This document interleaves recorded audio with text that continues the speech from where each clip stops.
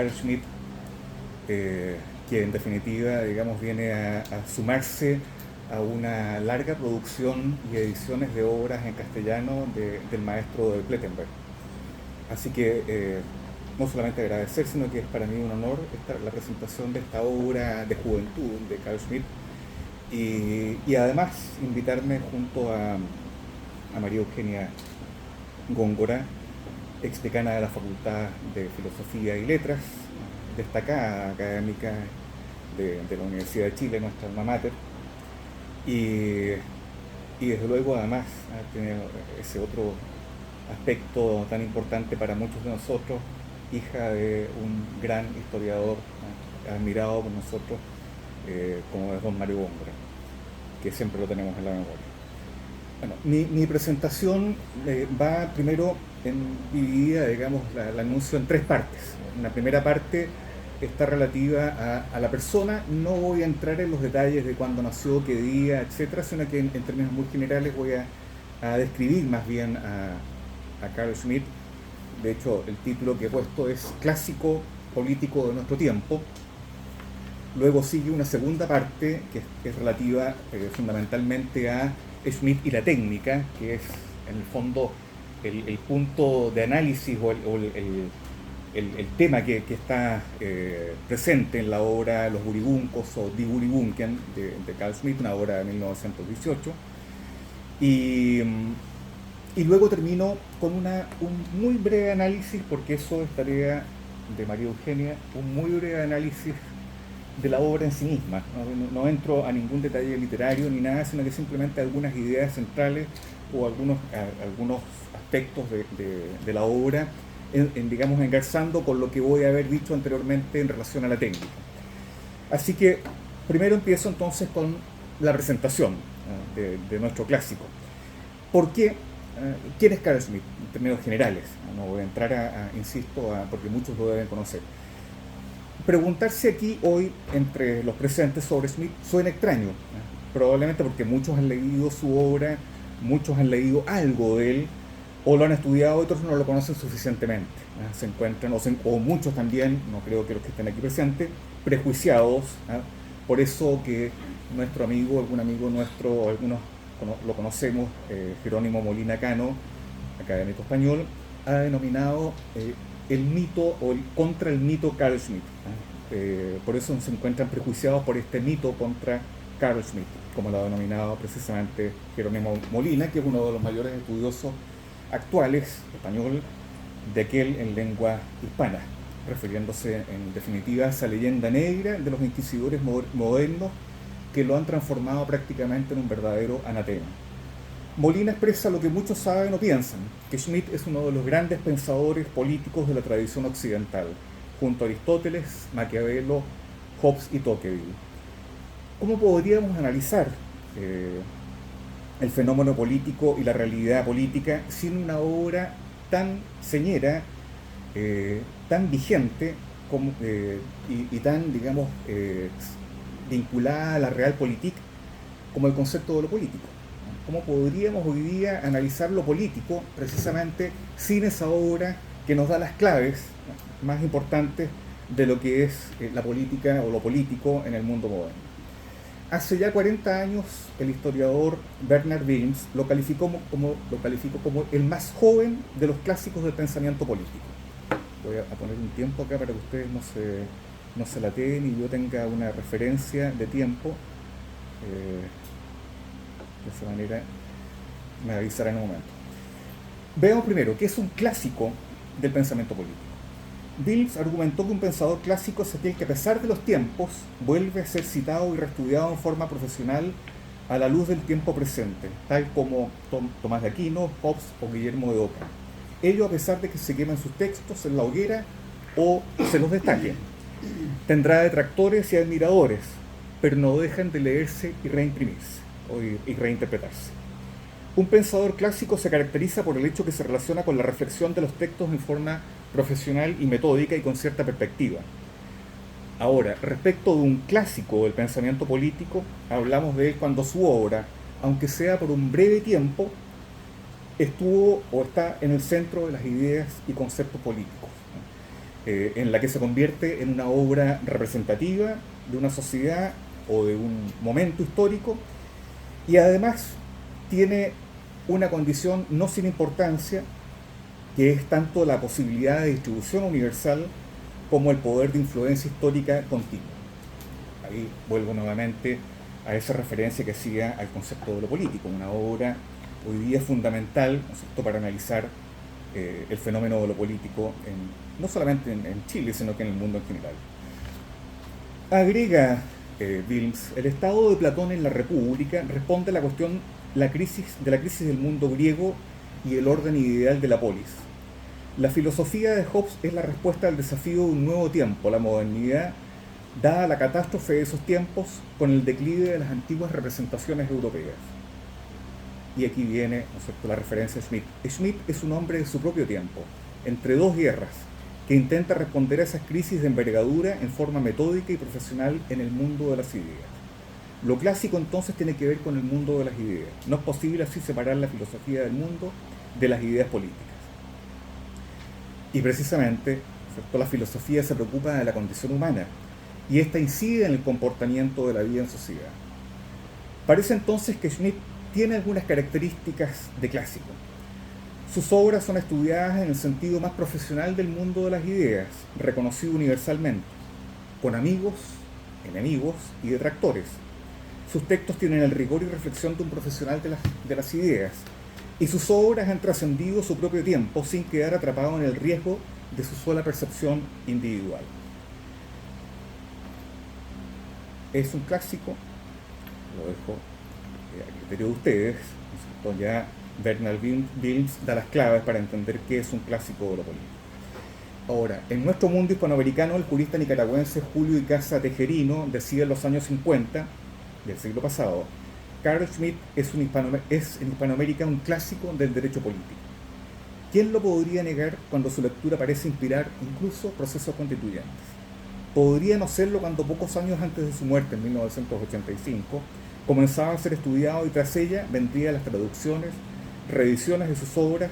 Las producciones académicas o ideológicas sobre ellas han venido aumentando hasta el presente, transformándose además en un referente no solo en la investigación politológica y jurídico-constitucional, sino también en la teoría y praxis de la política, en todo el espectro de las ideologías y del arco de los partidos políticos de derecha a izquierda y de izquierda a derecha.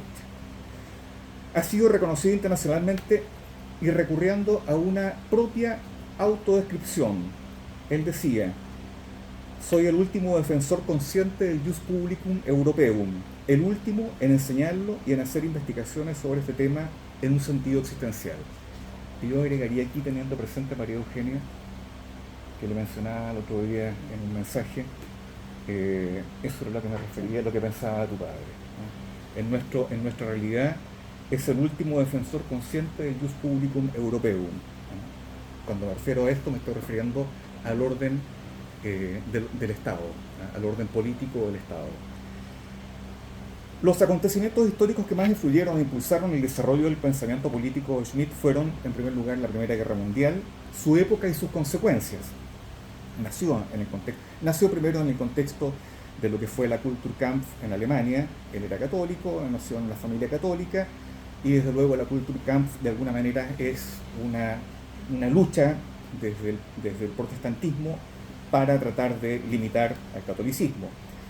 De manera que ese es su primer medio ambiente, y luego le sigue la Primera Guerra Mundial, ¿no?, su época y sus consecuencias. Fue un testigo del drama histórico de la época de la tragedia bélica, del desmoronamiento del orden político, de la anarquía política consiguiente y la revolución comunista espartaquista y el breve gobierno de los consejos o Räte Republik, para finalizar con la aprobación de la Constitución de Weimar en 1919 y la crisis política que siguió, y más tarde la asunción de Hitler al poder. La obra inicial o de juventud de Schmitt no puede entenderse sin referirse en consecuencia al clima político y cultural de la época, que justificaba un ejercicio amplio del conocimiento, sin ignorar los aportes de otras perspectivas, y eso es lo que hará Schmitt precisamente. Sabemos que él realiza la crítica del liberalismo, la crítica probablemente más aguda al liberalismo, no solo desde una dimensión coyuntural, sino como una auténtica teoría crítica de la modernidad. situándose en las raíces de los problemas que de ella mano. Penetra críticamente en la comprensión de la cosmovisión de su tiempo, de la modernidad como zeitgeist, tomando posiciones y pretendiendo influir en su desarrollo y generando conceptos filosóficos e histórico-políticos, múltiples conceptos, muchas veces, ¿no es cierto?, formulados en forma de dialéctica o de oposición de conceptos, tierra y mar, amigo enemigo, etc. Schmitt no es un analista político del momento presente, como estamos acostumbrados en nuestra realidad política de opinólogos. No, ante todo es un pensador de la crisis civilizacional y epocal, como se utiliza un término, ¿no es cierto?, de sus causas y del contexto histórico, político y jurídico. Es decir, más que un politólogo y un teórico del derecho, es un filósofo político, también del derecho, y de alguna manera, vamos a verlo acá, de la historia moderna. Desde fines del siglo XIX y principios del siglo XX, las vanguardias artísticas y literarias modernistas estaban activas y en auge. Y desde 1910 aproximadamente se encontraba en boga en Alemania el expresionismo.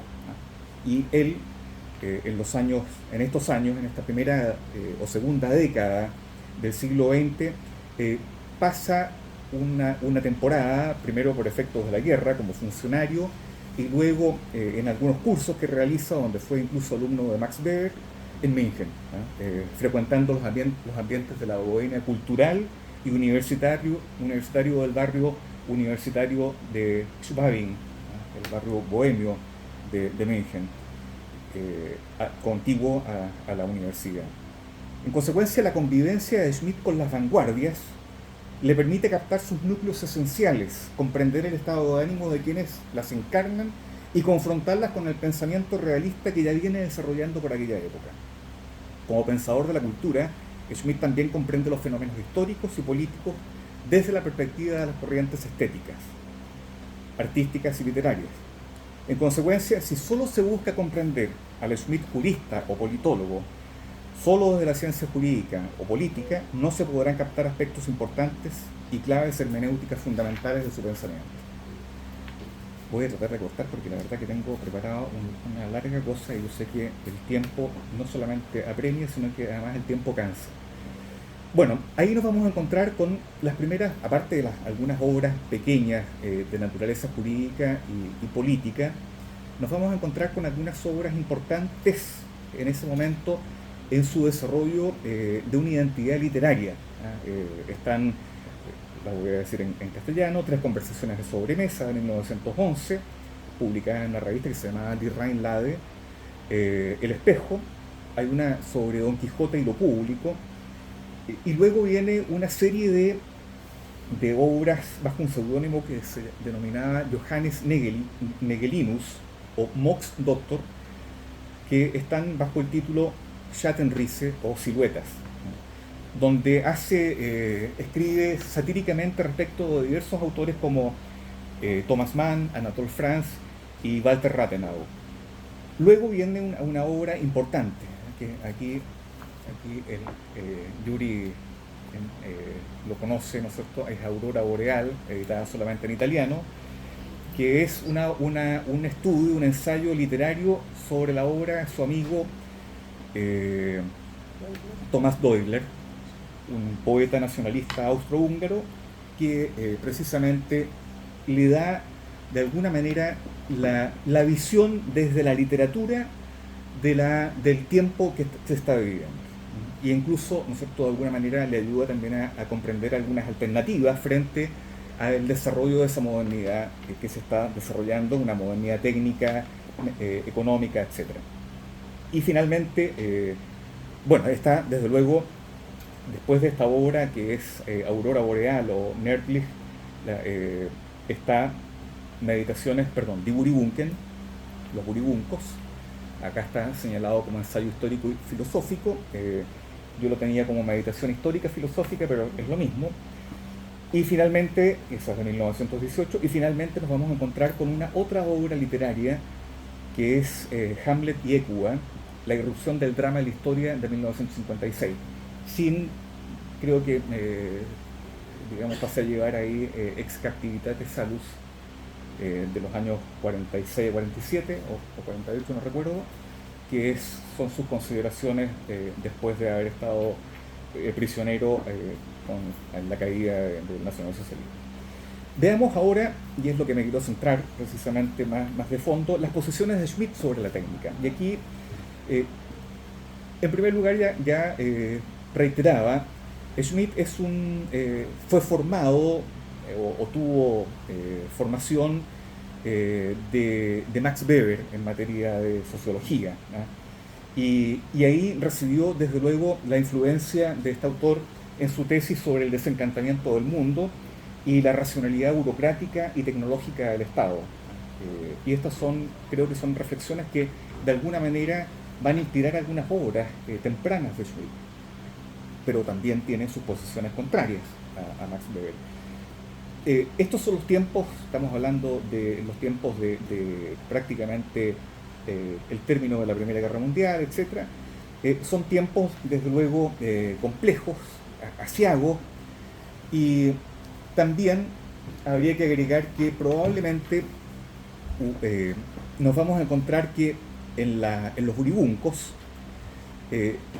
hay de alguna manera una de las primeras denuncias contra el sentido de la técnica que Schmitt posteriormente va a expresar en distintas obras como el concepto de lo político.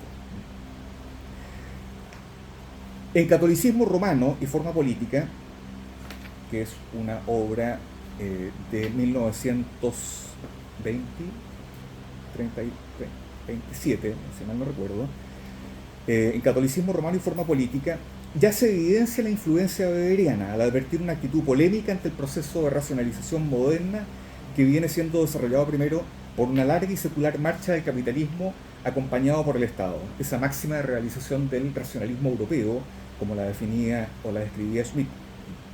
A pesar de eso, a pesar de esa perspectiva o de esa definición que hace Schmitt sobre el Estado, igual, como lo señalaba anteriormente, igual Schmitt tomará partido del Estado en un momento determinado como el catejón, como el anticristo, digamos, frente a la modernidad. En la línea de Weber, esta obra, Catolicismo Romano y Forma Política, advertía que la técnica constituye un fenómeno condicionado por lo religioso. Cabe recordar que Max Weber vincula el capitalismo con el protestantismo, y en una polémica con Werner Sombart, allá por 1910 aproximadamente, también plantea Werner Sombart Weber afirmaría que tanto el protestantismo como el judaísmo eran portadores religiosos del racionalismo económico, que va a persistir inconscientemente aún en la secularización de la vida humana, porque dice, en la moderna relación del sujeto con el Estado y la economía y el mundo, se desarrolla en las grandes ciudades industriales la pregunta: ¿a qué se debe que la conciencia del sujeto moderna se sienta lacerada por la antítesis entre técnica y naturaleza, ciudad y campo, mecanicismo y vida orgánica, espíritu y materia? ¿De dónde procede esta tendencia romántica a contraponer artificio mecánico metropolitano y naturaleza salvaje? Se responde entonces que solo un espíritu torturado por la predestinación, en aquel entonces se refería exclusivamente al protestantismo, en la visión weberiana, pero ya en el siglo XXI se ha hecho extensivo también al catolicismo, especialmente con la encíclica Laudato Si, motivada por la necesidad de un ayornamiento de la Iglesia con el ambientalismo global. Por su parte, en Aurora Boreal, la obra que señalaba acá, que se denomina Tres estudios sobre los elementos, el espíritu y la actualidad de la obra de Doyle, de 1916, nos encontramos con una de las primeras expresiones del maestro de Plettenberg, la ciudad donde nació y murió Carl Schmitt, sobre la técnica y la economía moderna. ¿Estamos todavía? Aunque en su trabajo de crítica literaria, sin embargo, se revela una literatura crítica con el mundo moderno y en general un punto de partida para las reflexiones políticas y jurídicas futuras de Schmitt. Dicen en ese texto, el espíritu mecanicista, en esta obra de 1916, aparece en Aurora Boreal en una imagen plenamente épica. La razón se libera de toda cadena y sigue sin limitaciones al racionalismo. Su meta es conocer la Tierra para dominarla, El oro se convierte en dinero, el dinero en capital, y entonces comienza la marcha desastrosa sobre la tierra como un jinete del apocalipsis que se anticipa el momento de la resurrección de la carne. Así hace estragos peores que la peste, destruye la conciencia, aniquila el cristianismo y agarra el mundo como un pulpo que lo estrangula y succiona. Ha dirigido el destino de la tierra hacia el dinero líquido. Aquí domina el terror ante la terrible potencia del utilitarismo. Eso lo decía en 1916 en Aurora Boreal. En 1928, en su breve pero aguda y visionaria obra La era de las neutralizaciones y de las despolitizaciones, que es una exposición efectuada en Barcelona en 1929, vuelve a tratar ya no de un modo literario el tema de la técnica, sino que desde la perspectiva de la filosofía de la historia y la filosofía política, concluyendo que concebir nuestro siglo en sentido espiritual, como la era técnica, no puede tener más que un sentido provisional. El sentido definitivo será patente cuando quede claro qué clase de política adquiere fuerza como para apoderarse de la nueva técnica y cuáles son las verdaderas agrupaciones de amigos y enemigos que prenden sobre este nuevo sol. Aquí, en la era de las neutralizaciones, ya anuncia lo que va a decir posteriormente, o ese mismo año prácticamente, en el concepto de lo político, y además, de alguna manera también anuncia, ¿no es cierto?, el tema en general el nuevo nomos de la tierra que viene, en la nueva apropiación de la tierra. En esta obra, Schmitt formula una auténtica tesis sobre la modernidad y su desarrollo hegemónico y arrasador o neutralizador de toda esfera espiritual o cultural. Desenmascara la pretensión de apoliticidad o antipoliticidad y neutralidad de la modernidad liberal. Según él, constituye una denuncia del ilusionismo que crea la modernidad en el proceso de neutralización de los conflictos que se producen en esas dimensiones o esferas espirituales o culturales, desvelando la auténtica realidad, un proceso de ideologización en que la técnica, como última etapa de las neutralizaciones, es falsa porque la técnica moderna no es neutra. Esto, posteriormente, él anticipa la crítica que va a hacer o que van a hacer autores importantes de la Escuela de Frankfurt, como Adorno, Herbert Marcuse, o incluso posteriormente Jürgen Habermas, en esa obra que se denomina Ciencia y Técnica como Ideología. Me parece que, y lo han dicho otros autores, no son suficientemente honestos los autores de la Escuela de Frankfurt cuando desconocen o ignoran, o a veces, en el caso de Jürgen Habermas, manda con una patada al pie de página a Schmitt, refiriéndose precisamente a temas que él trató inicialmente. En la era de las neutralizaciones y las despolitizaciones, el maestro explica que la neutralización se produce por los sucesivos desplazamientos seculares de los centros de gravedad espirituales, anclados en cada uno de los siglos previos. Así, por ejemplo, se pasa del teológico en el siglo XVI, al metafísico en el XVII, al moralismo humanitario en el XVIII, y en el siglo XIX se centra en lo económico, afianzado por el disfrute que fomenta el esteticismo romántico, reaparecido en aquel siglo, y acicateados por el consumo y el industrialismo de la época, que pensar que estamos inmediatamente encima de los inicios de la revolución industrial. Hace presente que será ese industrialismo el que hace surgir el marxismo, pues para este la economía es la base y el fundamento, la infraestructura de todo lo espiritual. Esos factores presentes en dicho siglo impulsarán el desarrollo de la técnica, dice. De este modo, para Schmitt, la tecnicidad moderna es fáutica y también prometeica. En el concepto de lo político, en los textos de 1927 o de 1932, diría que la ciencia de la técnica es esa convicción de una metafísica activista, es fe en un poder o dominio sin límites del hombre sobre la naturaleza e incluso sobre la física humana, lo que nos lleva a recordar a otros autores posteriores, mucho más vigentes, más utilizados, más recurridos hoy día, Foucault y Agamben, ¿no?, para los que ubican los términos de biopoder, dispositivo, estado de excepción en el caso de Agamben, ¿no es cierto?, y otros más, teología, política, soberanía, que son términos precisamente que fue el propio Schmitt los que primero levantó. También en el concepto de lo político señala o dice que la técnica, al ponerse al servicio de cualquier fin o necesidad, conlleva una producción racionalizada para un consumo completamente irracional. Es la conclusión a que pudo llegar probablemente por vía de su maestro Max Weber. quien, desde su formulación del predominio en el mundo moderno de una racionalidad formal, utilitarista también diríamos, propia del capitalismo en expansión, será entonces el mero cálculo o interés individual y material el que predomine por sobre otros fines. Y aquí voy a la tercera y última parte. Yo creo que ya estoy a esta altura sumamente listo y sobrepasado. Simplemente, la ensayista y politóloga norteamericana Ellen Kennedy, lo dice Lurie en su estudio preliminar a la obra, lo cita también, que es considerada una de las mayores expertas en Carl Schmitt y el constitucionalismo alemán de los tiempos de la República de Weimar. Ellen Kennedy describe la obra que comentamos como una caricatura mordaz de la bohemia y el positivismo.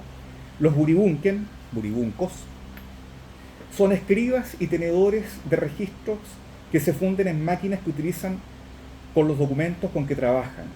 Hay que pensar en máquinas de escribir, etc. Diarios. La buribuncología de Schmitt, ciencia ficticia de los buribunken y sus actividades, satiriza el progreso y la organización racional y el yo fragmentado del mundo contemporáneo, del mundo individualista, uno diría. La profunda desesperación que subyace el pesimismo de romanticismo político, por ejemplo, publicada ese mismo año. Como vemos, o como hemos visto en las citas y en las menciones a los textos y artículos anteriores, Schmitt tempranamente tiene una visión o comprensión clara de su tiempo y de su espíritu. Una visión de juventud, absolutamente clara. Si ya en sus escritos de juventud o tempranos se aprecia su amplia y profunda cultura, su pluma ágil que demuestra una profunda comprensión de los problemas y desafíos más importantes de su tiempo y el mundo, exponiendo tesis y pensamientos que mantienen su validez hasta el presente, puede otorgarse entonces licencia para, mediante la sátira, escribir la obra que presentamos, de relativa ficción o más bien de increíble anticipación, cuya lectura parece tener absoluta vigencia en el contexto actual y en la etapa de despliegue de nuestra era tecnológica, pero también en el contexto de sociedades humanas licuándose en el nihilismo negativo, el individualismo más desenfadado, el narcisismo masivo y patológico, alienada por los dispositivos tecnológicos y electrónicos, por las plataformas de virtuales redes sociales a través de las cuales escurre todo tipo de habladurías, un término heideggeriano, como una auténtica alcantarilla social. Lo dice Byung-Chul Han al referirse precisamente a las redes sociales, las shitstorm, las tormentas de mierda. Yo digo las alcantarillas de cualquier cosa. De bilis.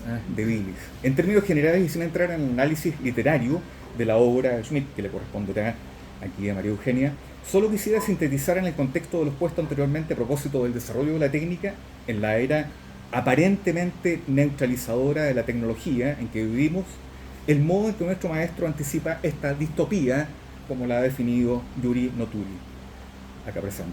Me preguntaba en la primera lectura de la obra, la primera que hice, esto lo leí hace un par de meses atrás aproximadamente, pudo haber sido, ¿qué sentido tiene esta ficción, esta fantasía, estas frases o párrafos aparentemente sin sentido, hasta absurdos y cómicos, ironías, sarcasmos? ¿Tiene alguna similitud con la realidad? Bien. La lectura y relectura de esta obra, como señalé anteriormente, más que encontrarme con una simple fantasía o un cuento de ciencia ficción, estamos precisamente frente a lo que dije, una obra de anticipación. Lo explico. Primero, anticipa un triunfo del cientificismo, esto es, la posición intelectual que hace o pretende hacer pasar por conclusiones de la ciencia experimental elementos propios de una filosofía o una ideología materialista, o como verdades asumidas a priori y sin falsabilidad.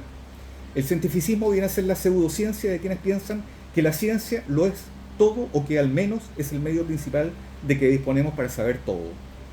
Así resulta que el cientificismo es una manipulación ideológica de la ciencia por parte del materialismo, que es siempre una doctrina filosófica y no una conclusión extraíble de los métodos de investigación científica. Segundo, anticipa el dominio total de la era técnica o tecnológica, no como un efecto de la neutralización del espíritu o de la cultura, sino como un dominio absoluto de una ideología o una filosofía sobre la cultura, que se encubre sutilmente o sencillamente se camufla sobre unas prácticas cotidianas, usos y un mundo aparentemente feliz, en la medida en que las personas se transforman en buribuncos. dedicándose a la buribuncología, cuyo objeto es el buribunquismo, es decir, hacer de la producción cuantitativa de palabras, textos y diarios, investigaciones y tesis que cada buribunco escribe con el objeto de escribir la historia universal. El contenido de la escritura entonces es, según se expresa en el texto de Schmitt, ¿qué cosa escribo? A mí mismo. ¿Tú lo vas a hacer eso? Entonces me lo voy a hacer. Por tanto, entregarse como buribunco, hacedor de palabras, yo le pongo, para permitir la aurora del buribunquismo, en cuerpo y espíritu ese trabajo mecánico en una lógica de productivismo incesante, como un peón al servicio del futuro, arrancando a cada segundo una letra, palabra, y asegurando a la humanidad el mayor quantum posible y conciencia histórica, desapareciendo la personalidad de una voluntad colectiva mecánica que se transforma a su vez en una religiosidad positiva a la altura de la era técnica, no metafísica ni teológica, escolástica o protestante, en la que se funde el espíritu con la materia. Así expresa que lo esencial es esa religiosidad positiva y una fe basada en la facticidad, los hechos. Este es el buribunquismo. Un verdadero buribuncólogo debe vivir por el diario, mediante el diario y del diario, obligado a consignar en esta cada segundo de su vida. Ese es el mundo de las universidades hoy día. El buribunquismo traducido a tiempo real actual no es más que esa enajenación moderna, esclavitud ante las redes para exponer, no tanto para comunicar a otros su vida, sus intimidades, sino para exhibirse ante ellos de manera narcisista. Tercero, anticipa la consustanciación de la racionalidad económica con la racionalidad técnica, como bien expresa acá nuestro amigo, mi amigo Luis Goro, en su reciente artículo La cristalización neoliberal. Dice Luis Goro, que solemos reducir la técnica a artefactos técnicos, pero la técnica es mucho más que eso. Es un modo de razonar, de encuadrar la realidad, de leer el universo, de relacionarse con la naturaleza y sobre todo de subyugarla. Es en definitiva un modo de razonamiento utilitarista, instrumental, pragmático y eficientista, porque la técnica tiene una lógica implacable, dice Luis Goro, que es el afán de perfección, y yo agregaría, no niego, agregaría de acumulación, de utilidad, de intereses. Y la obra anticipa esa consustanciación de lo económico y lo técnico, precisamente lo expresado anteriormente, la necesidad de transformar la cantidad en calidad, escribir, letras, sumar, etc. Ese volumen, ¿no es cierto?, es lo que hace la calidad en la obra de los buribuncos, por el mero hecho de sumar y de acumular.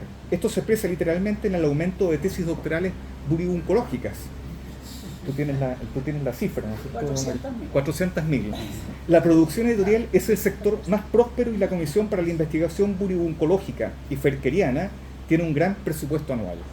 Así entonces, destaca el texto, es el dinero en su sentido supremo donde el traspaso de la cantidad a la calidad tiene su más significativa validez, concluyendo que esa cifra, que enorgullece, es la piedra angular de la argumentación. Esto es, que si existe un punto en que la cantidad pueda transformarse en calidad, en la buribuncología se ha alcanzado. En fin, aquí termino, productivismo, mecanicismo, positivismo, materialismo, cientificismo, individualismo, narcisismo constituyen las características principales de la filosofía de la historia en la era de la del buribunquismo. La obra invita a contrastar esa ficción con la realidad actual y captar sus semejanzas, preguntándose si, a pesar de ese idealismo progresista que con sarcasmo y rica ironía nos muestra Schmitt, en esa sociedad futura, tal vez ya futuro presente, ¿no son acaso esas características las que exhibe la modernidad o la posmodernidad en la actual era del dominio de la técnica? ¿No es acaso ese el destino o una de las consecuencias de la técnica, esa segunda naturaleza a la que se refería Arnold Gehlen en su antropología filosófica, en la que el hombre compensa la precariedad de su naturaleza física y construye el mundo en la forma de artefactos técnicos, instituciones y sistemas éticos? Muchas gracias.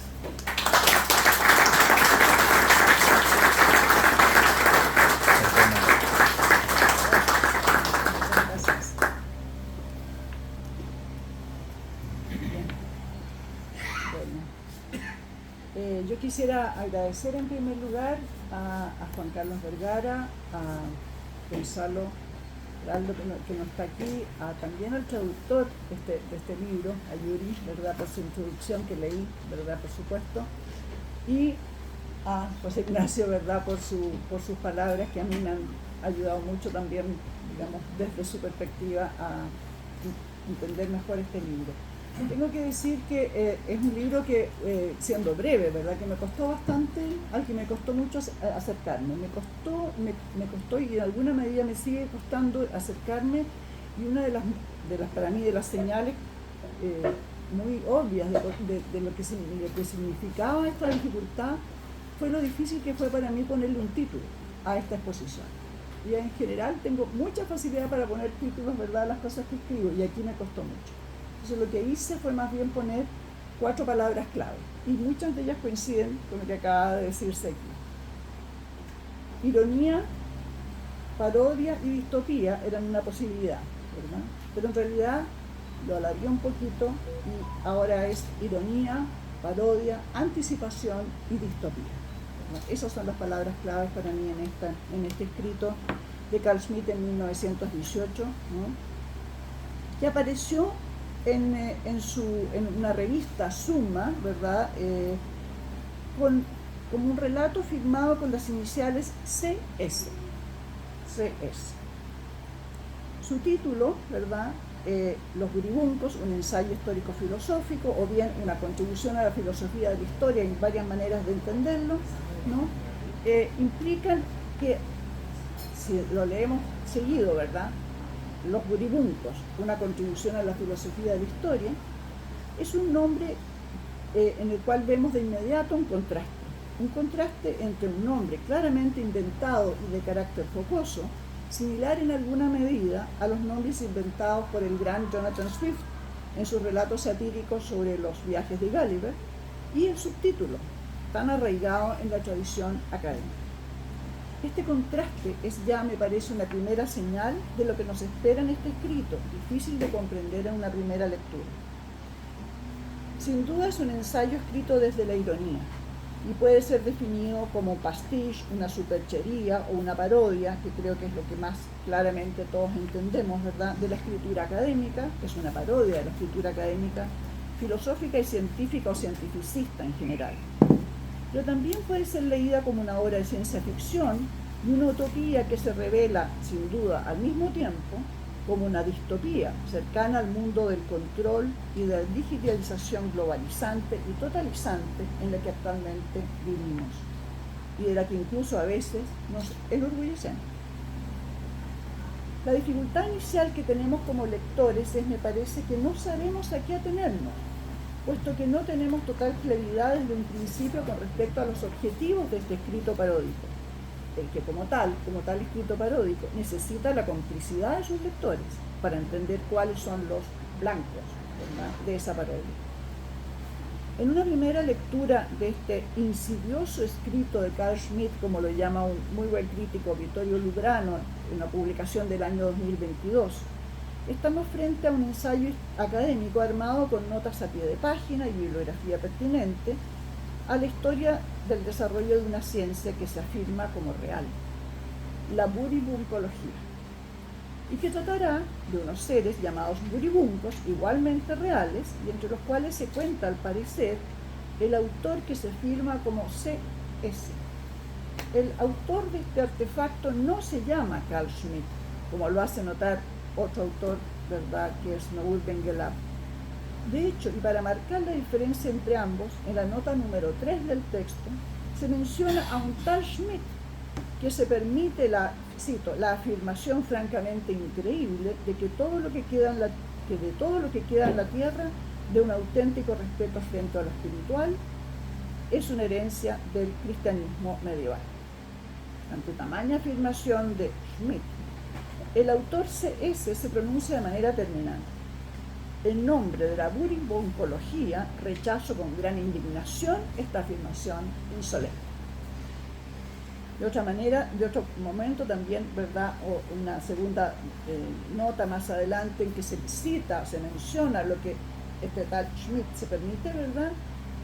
La respuesta de CS es: nos negamos a aceptar estas comparaciones poco atractivas, típicas de la escritura patrística. Las rechazamos de la forma más firme en nombre de la buribuncología. Por lo tanto, ahí se fijan ustedes que hay este como desdoblamiento, ¿no?, que nos indica que hay que jugar también al interior de este texto. Así pues, es el autor C.S. a quien debemos seguir para conocer la realidad de los buribuncos, de sus predecesores, de su importancia histórica, de su contribución a la ética. Evidentemente, afirma C.S., si existen suficientes prestaciones científicas, esto es muy al comienzo del texto, no es posible dudar de su existencia. A mayor abundamiento afirma que sería evidente que no existiría investigación americanística alguna si América no hubiese sido descubierta, y como no existiría, por lo tanto, la buribuncología si no existieran los buribuncólogos.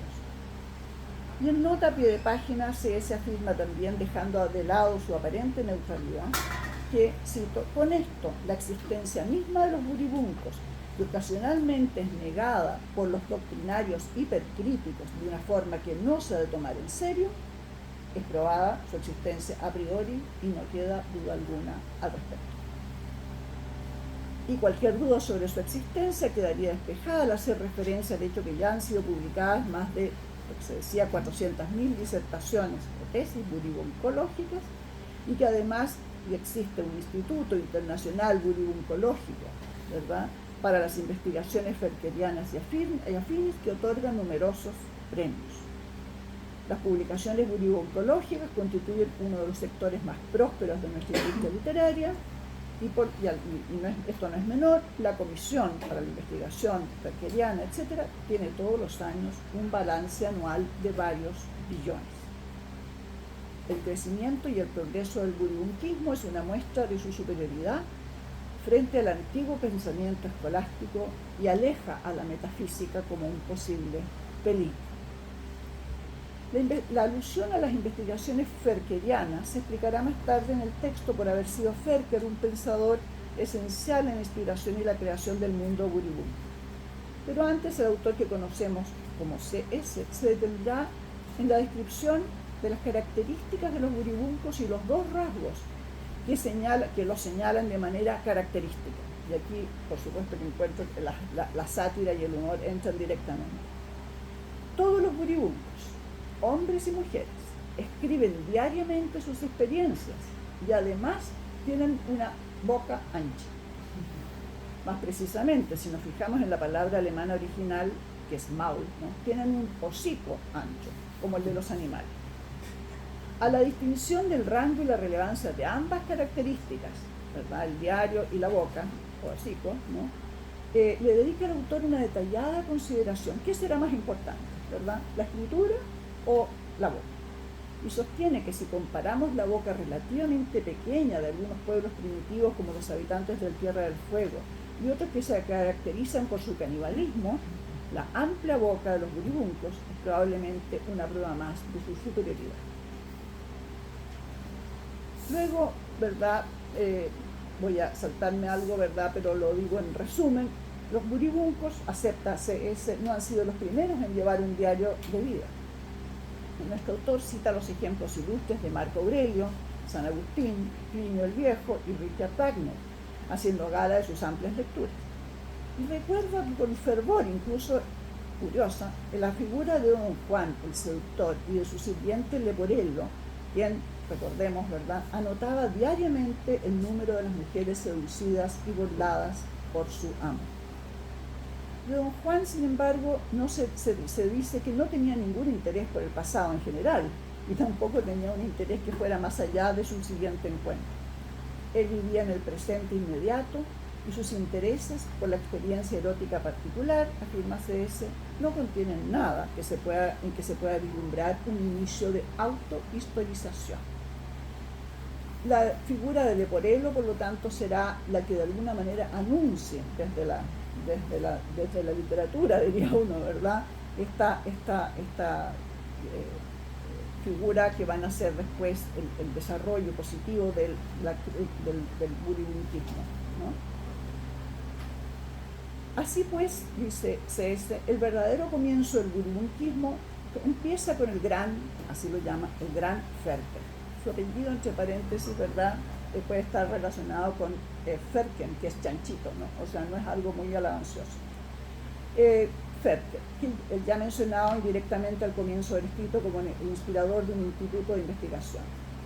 Fue Ferker, dice C.S., quien convirtió el diario en una posibilidad ético-histórica.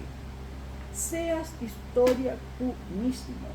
Vive como si cualquier segundo fuese anotado en tu diario y pudiese llegar a las manos de tu Dios. Y continúa, saliendo de una boca como la de Ferker, estas palabras fueron grandes y poderosas, y hasta ese punto esas palabras no habían sido escuchadas por la humanidad. Luego se sigue, ¿verdad?, con que tuvo algún problema con su vida, ¿verdad?, y el problema que tuvo al final de su vida, dice ese es que tuvo miedo a la muerte.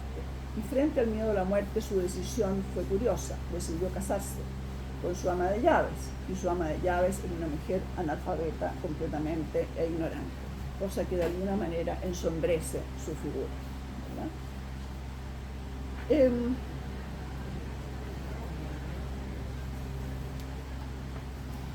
Lo compara, ¿no?, en ese momento a Moisés, que fue al que fue prometida, digamos, quería llevar a su pueblo a la tierra prometida, pero solamente, ¿verdad?, pudo verla desde lejos. El destino, o sea, el destino de llegar a la tierra prometida estaba destinado a Schnecke. Este apellido se acerca por su sonido al de Schnecke, que significa caracol en alemán. Y cito, con una personalidad como la suya más elevada que la de Ferker, se ha alcanzado el último punto, el más elevado, y ya no hay que temer una recaída como en el caso de Ferker. El reino del budismo ha sido establecido. Muchas de las citas de alguna manera, ¿verdad?, transmiten este estilo como ampuloso, ¿verdad?, que está presente en esta parodia.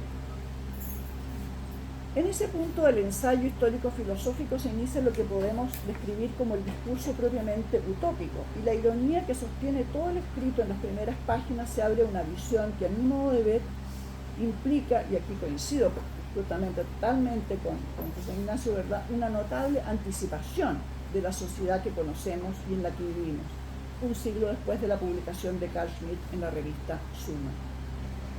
Las características de esta sociedad se pueden resumir en esta cita. Todo buribunco, hombre y mujer, está obligado a tener un diario y a escribirlo por cada segundo de su vida. Una copia de los diarios es entregada todos los días y compilada en una base común. Su inspección comienza de inmediato y ocurre según el orden de un índice analítico o de acuerdo a su autoría. Las anotaciones, respetando de forma rigurosa los derechos de autor que existen para las anotaciones particulares, no solo son agrupadas de acuerdo a su naturaleza, que podría ser erótica, demoníaca, satírica, política, etc., sino que los mismos autores son catalogados en base a la clasificación. Mediante un esquema ingenioso, la ordenación emprendida mediante el catálogo, y aquí creo que nos acercamos mucho a lo que estamos viviendo, la ordenación emprendida mediante el catálogo permite rastrear cualquier circunstancia interesante que pertenezca a cada persona. Los diarios ordenados y catalogados así son presentados al jefe del departamento buribunco en relaciones mensuales, permitiéndole a este ejercer un control continuo sobre su provincia. Todo el material es enviado a una instancia central que con una simultánea publicación en esperanto tiene catálogos generales y por lo tanto es capaz de comprender buribuncológicamente el universo entero del buribunquismo. Ahora viene como el matiz frente a esta situación, digamos, que es vista como una utopía. Si bien el llevar un diario de vida es su tarea esencial, cito, el buribunco puede también anotar, sin temer ningún tipo de presión, que considera el diario una institución gravosa y sin sentido, una vejación estúpida y un digestorio ridículo. En breve, no le es prohibido el uso de las expresiones más fuertes. Incluso, y aquí también me parece que se da una vuelta más, ¿verdad?, al método, a los modos de control, del control que se puede ejercer. Incluso hay una institución muy reconocida que se pone a la tarea de comprender en términos buribuncos el antiburibunquismo. De la misma forma, ha sido instituida una empresa especial para dar voz, con las anotaciones más eficaces, el asco y la repulsión por la empresa misma y para protestar contra la obligación de tener un diario. Todo eso está permitido dentro del sistema. Pero esta liberalidad tiene un límite, afirma el autor del ensayo. No se puede llegar a una disolución anárquica. Toda anotación de rechazo a tener un diario tiene que ser exhaustivamente expuesta y motivada, fundamentada, diríamos nosotros. Y el punto de inflexión que muestra los límites de la libertad en esta organización buribunca es descrita de manera directa y brutal en las líneas que siguen, y por eso me permito citar.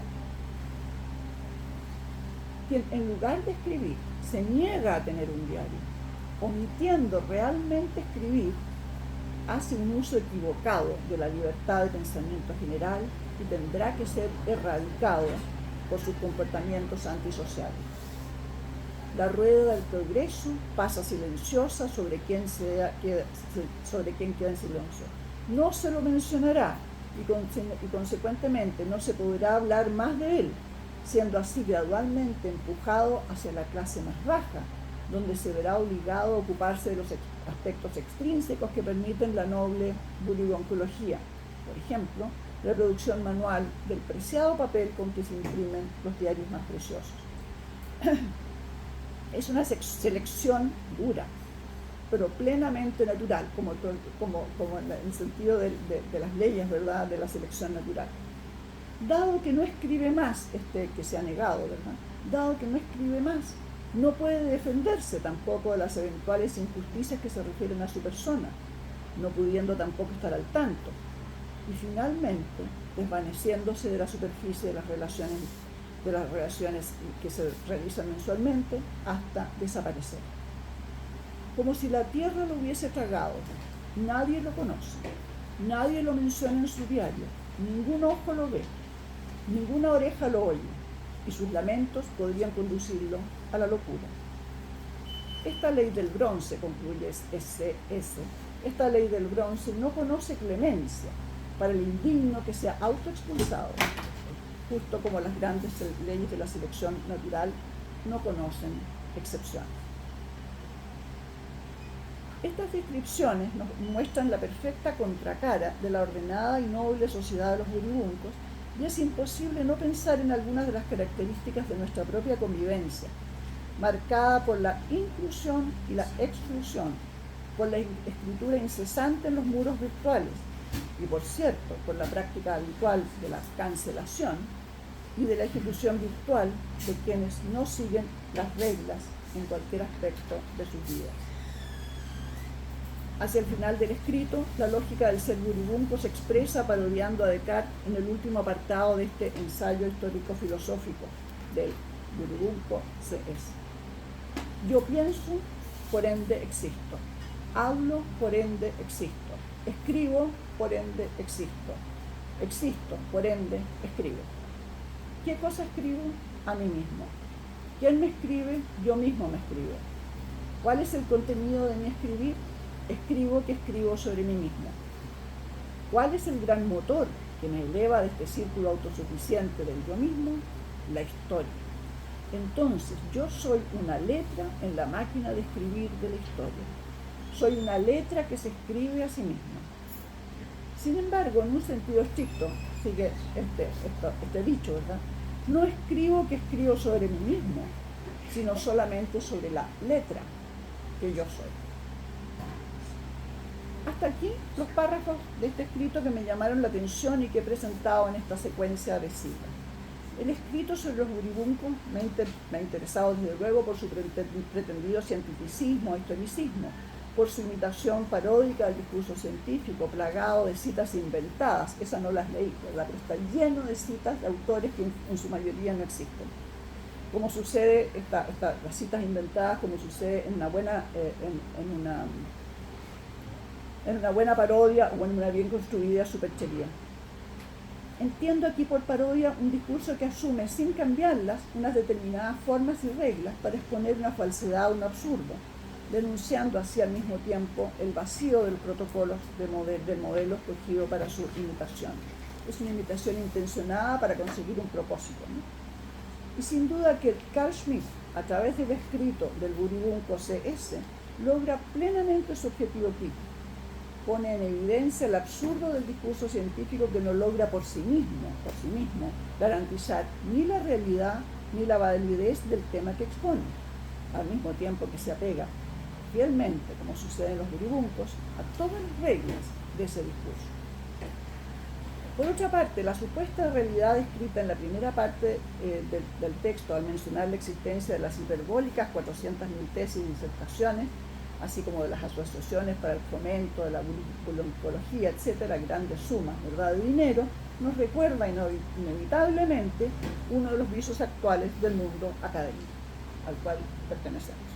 La puesta en duda de la asociación entre la supuesta existencia de un objeto y del texto que lo transcribe no puede ser más evidente.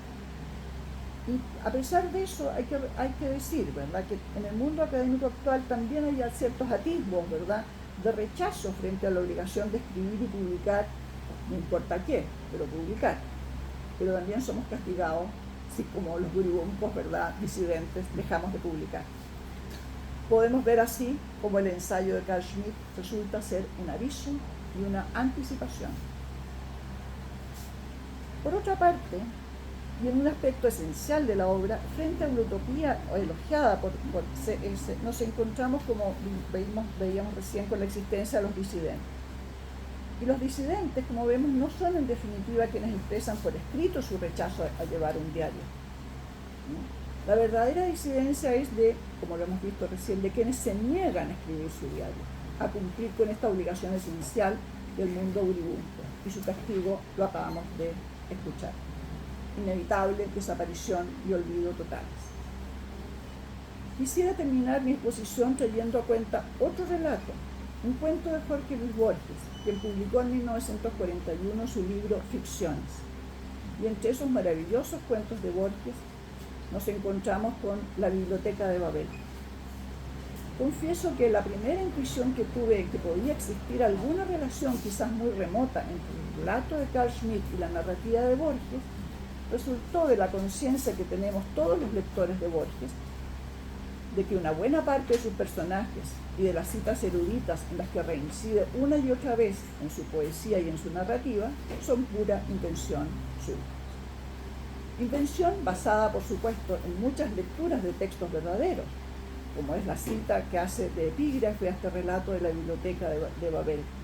Se trata, es una frase breve, ¿verdad?, se trata de la famosa Anatomía de la Melancolía de Richard Burton, que fue publicada en Oxford en 1621, y tanto Burton como el libro, ¿verdad?, existieron. Pero los personajes y sus historias y muchos de los libros citados, por verosímiles que nos parezcan, fueron creados por Borges en el contexto de su narración, como lo hace Carl Schmitt en sus Buribuncos. Esa intuición se confirmó un poco, en alguna pequeña medida, cuando supe que Carl Schmitt había leído a Borges, efectivamente, y tenía varias obras suyas en su biblioteca personal. Desgraciadamente no he visto hasta ahora ninguna mención de que Schmitt haya leído La Biblioteca de Babel, ¿verdad?, que podría haber sido, pero no fue así. Y siguiendo esta intuición, y para terminar, leeré dos párrafos del cuento de Borges que a mi parecer podrían ser una continuación verosímil de la realización del mundo buribunco y de su gran empresa de escribir la historia, escribiendo, en este caso, un diario de vida, segundo a segundo, infinitamente. Así como en los archivos de los buribuncos, cada escrito es traducido al esperanto, en la Biblioteca de Babel todos los libros están traducidos a todas las lenguas conocidas y desconocidas. Y así como en el mundo buribunco la armonía social se logra siguiendo ciertas normas establecidas por los grandes fundadores, Ferkel y Schnecke, y la disidencia es duramente castigada, así en el relato de Borges, la alegría de haber escuchado que la biblioteca contenía todos los libros fue seguida de una fatal ansiedad, dice el narrador, por conseguir el conocimiento del futuro. Ese narrador es también un bibliotecario. El conflicto y la muerte estuvieron presentes también en el destino de los hombres que, como el narrador, habían nacido en alguno de los infinitos hexágonos de esa infinita biblioteca. Y dice así: No hay en la vasta biblioteca dos libros idénticos. De esas premisas incontrovertibles, un pensador dedujo que la biblioteca es total y que sus anaqueles registran todas las posibles combinaciones de los veintitantos símbolos ortográficos, número, aunque vastísimo, no infinito. O sea, todo lo que es dable expresar, en todos los idiomas, todo, la historia minuciosa del porvenir, las autobiografías de los arcángeles, el catálogo fiel de la biblioteca, miles y miles de catálogos falsos, la demostración de la falacia de esos catálogos, la demostración de la falacia del catálogo verdadero, el evangelio gnóstico de Basílides, el comentario de ese evangelio, el comentario del comentario de ese evangelio, la relación verídica de tu muerte, la versión de cada libro en todas las lenguas, las interpolaciones de cada libro en todos los libros, el tratado que Beda, el venerable Beda medieval, ¿verdad?, pudo escribir y no escribió sobre la mitología de los sajones, los libros perdidos de Tácito. Cuando se proclamó que la biblioteca abarcaba todos los libros, la primera impresión fue de extravagante felicidad. Todos los hombres se sintieron señores de un tesoro intacto y secreto.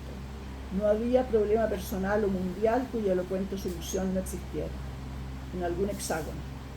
El universo estaba justificado. El universo bruscamente usurpó las dimensiones ilimitadas de la esperanza. Y luego, ¿verdad?, y ya para terminar, lo que dice el narrador en la biblioteca de Babel es que pase lo que pase con la especie humana, ¿verdad?, la llama así, la especie humana, la única, es que está por extinguirse, pero la biblioteca perdurará, iluminada, solitaria, infinita, perfectamente inmóvil, armada de volúmenes preciosos, inútil, incorruptible, secreta. Hasta ahí.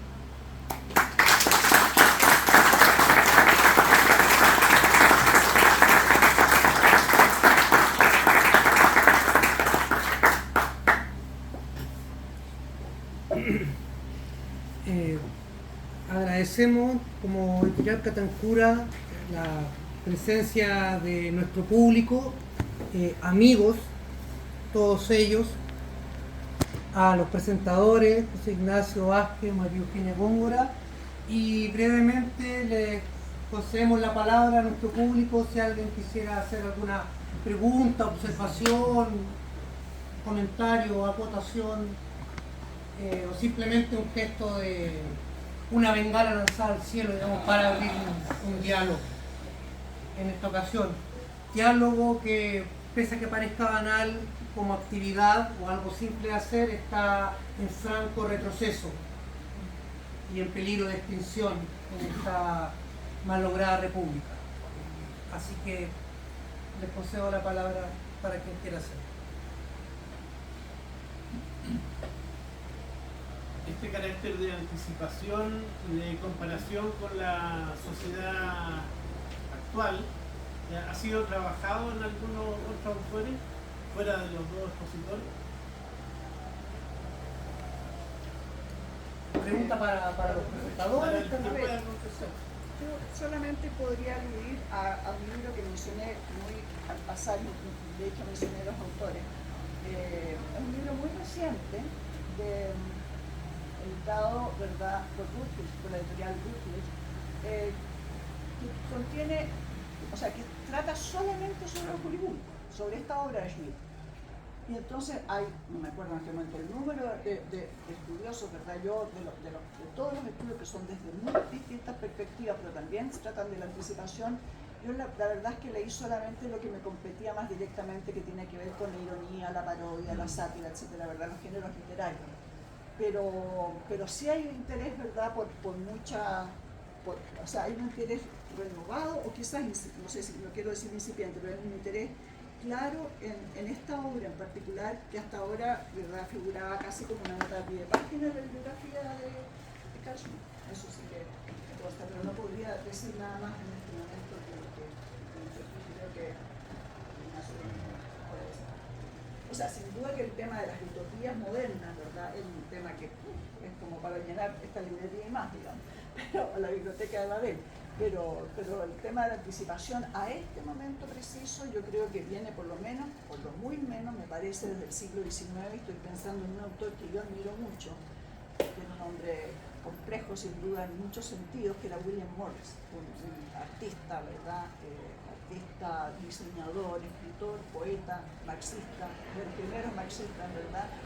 Que justamente tiene una novela que se llama Noticias de ninguna parte, que es una de sus, que es una típica utopía, pero hay muchas contemporáneas a él también. Hay una que se llama La ciudad de cristal. En fin, hay mucha utopía, entre comillas, moderna, que de alguna manera anticipa, pero a mí me parece que esta obra, que para mí, como digo, no fue fácil de leer en una primera instancia, se lo comenté a Juan Carlos, la anticipación es a cosas como muy puntuales y muy complicadas, incluso como el pensar como si uno pudiera evitarlas.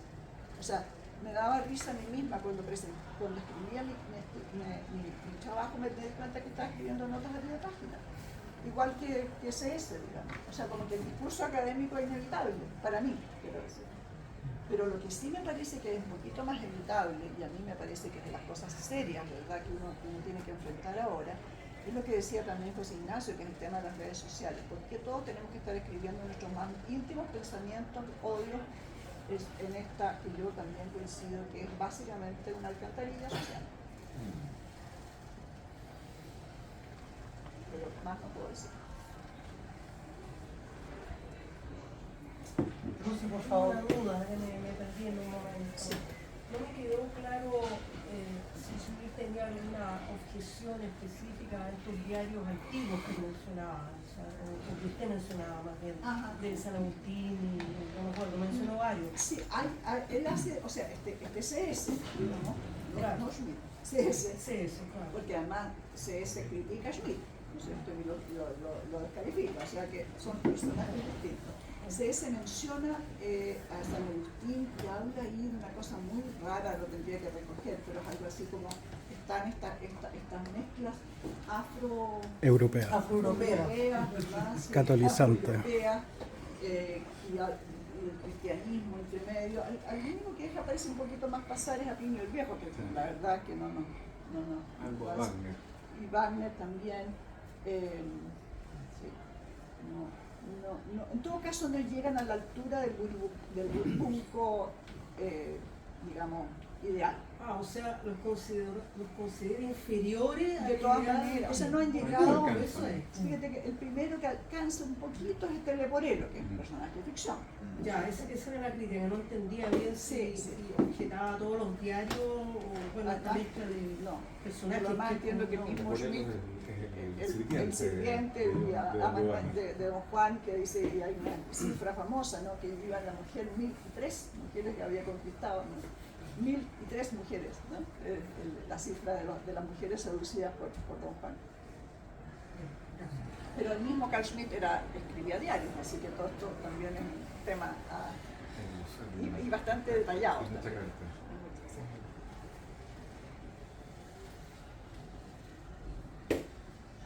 Bien, pues, damos entonces por cerrada esta jornada. Agradecemos también profundamente a Librería Ulises por el espacio, la oportunidad, y compartimos con ustedes entonces ahora un refresco.